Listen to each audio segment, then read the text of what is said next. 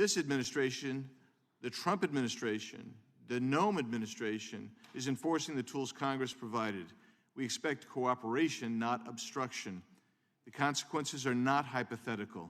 ICE data from FY 2025 shows that sanctuary jurisdictions released offenders with homicide charges or convictions, and I'm going to highlight just several examples. Rami Jalal Nisan, an Iraqi national with 28 arrests. Chicago ignored 3 ICE detainers. 15 of his arrests occurred after the first detainer was issued. Waldemar Zibik, a Polish national convicted of attempted murder after stabbing his wife and daughter, was released despite an ICE detainer. Alexander Pascual Pedro, arrested for aggravated criminal sexual abuse of a child, released despite a detainer, later convicted of solicitation to meet a child, and then arrested again for domestic violence. Ismael Gomez Urzua, deported 4 times, 3 detainers ignored despite arrest for narcotics, fleeing police, and weapons violations. Dennis Humberto Navarrete Romero, an illegal immigrant, was arrested for many crimes but released into the community repeatedly.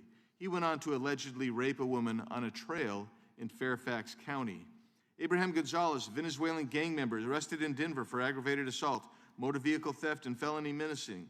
Denver gave ICE only 1 hour's notice before forcing officers to arrest him in a public parking lot where an officer was assaulted. Those aren't policy disagreements.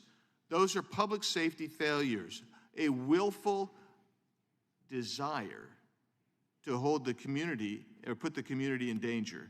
Beyond those individual cases, we've seen tragic losses around this country, not just of the Angel families here today, but Laken Riley, killed by a Venezuelan national unlawfully present in the U.S. Rachel Morin, a 37-year-old mother in Maryland, raped and killed by an illegal alien from El Salvador, later convicted of first-degree murder. Jocelyn Nungary, 12-year-old girl in Houston, sexually assaulted and murdered by 2 Venezuelan nationals unlawfully present in the U.S. They have been charged with capital murder. And we could go on and on. So, Madam Secretary, what is the value of an ICE detainer, and why is it such an important public safety tool? Well, a detainer that we would lodge with the local law enforcement jurisdiction lets them know that when they are going to release that individual out to the public, that we would like to take custody of that. When we have detainers that are honored, we can go into a courthouse, we can go into a jail or a prison, and in a safe environment, take custody of that individual, take them to a detention center, and remove them to their home country. When they don't honor our detainers, that individual is released out into the streets. And what we know for a fact is hundreds and hundreds of times, thousands of times across the country, those individuals reoffend. And what they're doing by not honoring detainers is creating more victims.